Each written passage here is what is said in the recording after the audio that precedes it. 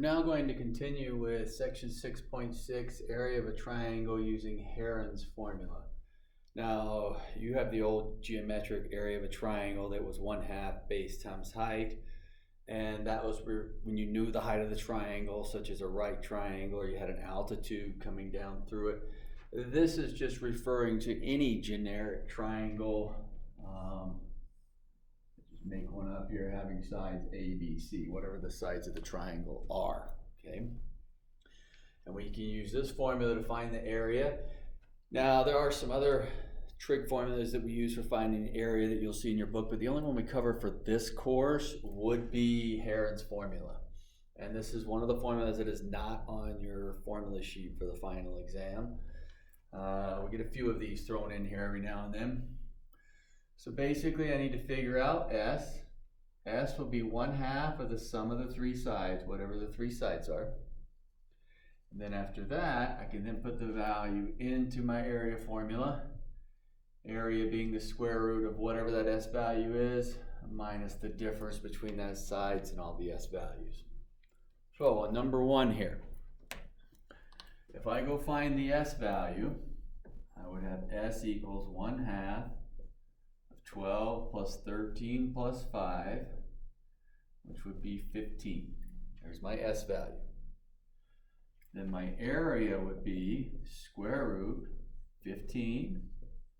And then I'm going to go 15, and it doesn't matter what order you go in. I typically just go in the order I see them. So 15 minus 12, 15 minus 13, and 15 minus 5, and I've got the square root of all of those, which I can get in my calculator. Usually for me, I just go ahead and go, all right, that's 3, that's 2, and that's 10.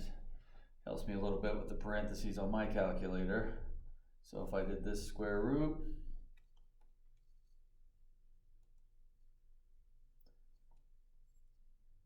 I get 30.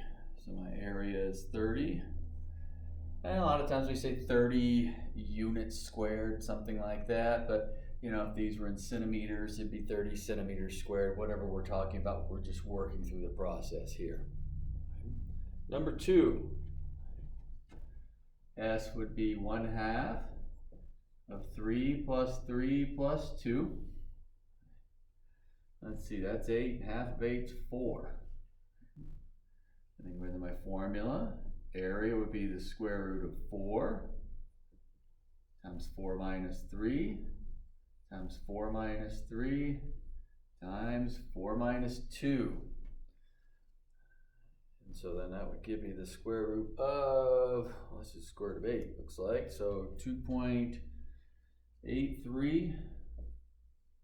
Again, rounding off, and we'll talk about like we always have in the past. If it asks you to go to a certain place, do that. If it doesn't, then use your own judgment. We're not changing anything we've done before on that.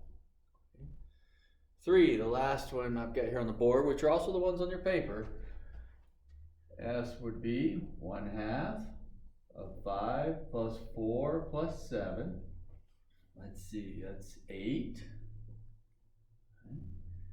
And so then my area would be the square root of 8 times 8 minus 5 times 8 minus 4 times 8 minus 7. Let's see, that would be,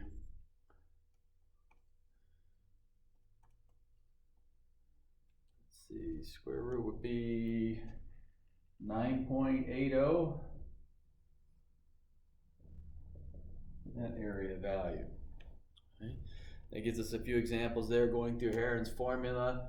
So we can find the area of any triangle as long as we know the three sides.